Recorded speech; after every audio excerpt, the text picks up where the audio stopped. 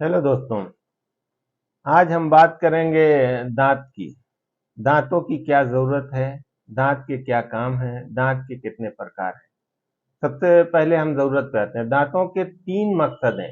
पहला मकसद है खाने को चबाना, यानी मास्टिकेशन, खाने पीने की चीजों को चबाने के लिए, हाजमा के लिए जो जरूरी होता है कि खाना पीने की चीजें छोटे छोटे पीसेस में टूटे।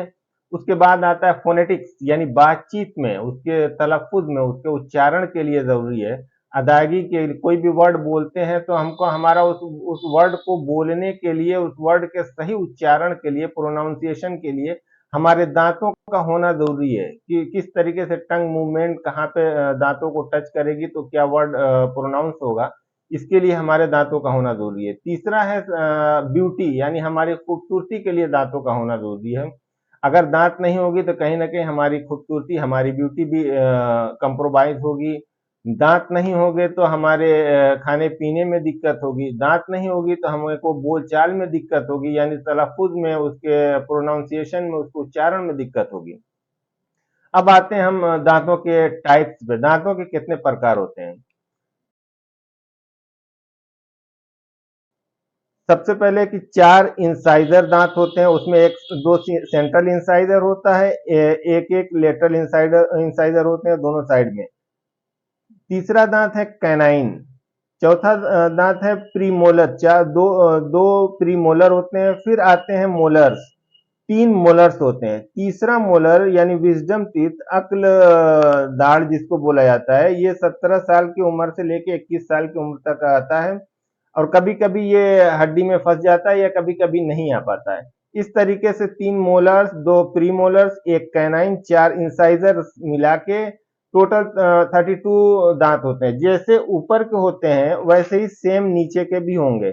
जैसे देखिए, चार सेंट्रल नीचे भी, एक कैनाइन दोनों साइड में, एक एक कैनाइन, दो दो प्रीमोलर दोनों साइड में, तीन तीन मोलर दोनों साइड में। इस तरीके से 32 टीथ हमारे मुंह के अंदर होते हैं। अब आता है कि दांतों के फंक्शन क्या है, कौन से दांत क्या काम करता है।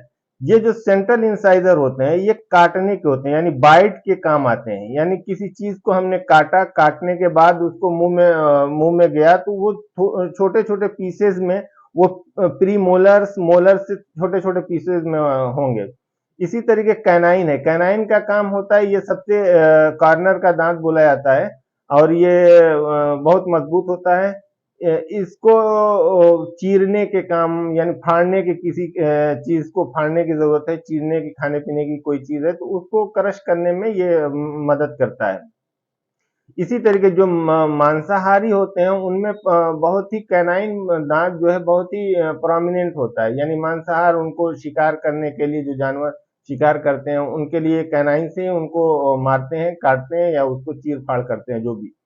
तो हम, चूंकि इंसान सर्वाहारी होता है, ओमनिवोरस होता है, तो इसको वेजिटेबल्स भी खाने हैं और मांसाहार भी खाने, नॉनवेज भी खाने हैं। तो उसके हिसाब से कुदरत ने हमको दांत दिया है कि हम वेजिटेबल्स भी खा सकें और हम मांसाहार भी खा सकें।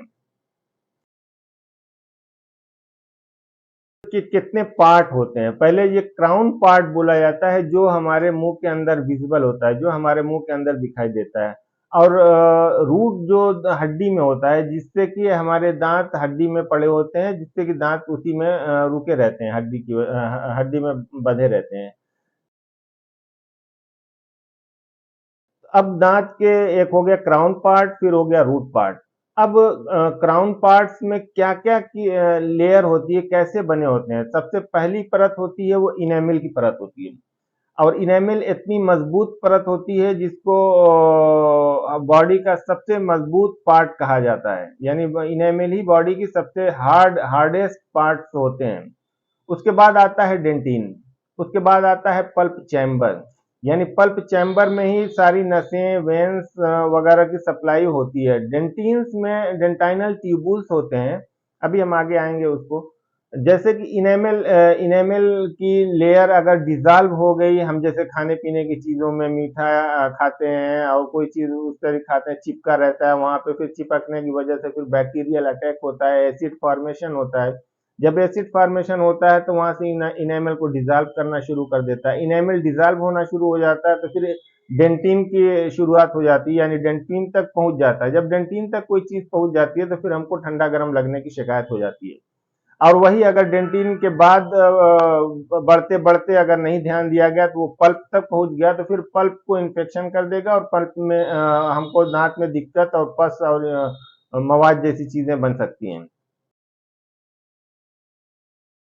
तो कि सड़न क्या चीज होती है, क्या क्या उसमें दिक्कत होती है, कहाँ तक होता है, ये सब चीजें हम नेक्स्ट वीडियो में बात करेंगे। धन्यवाद।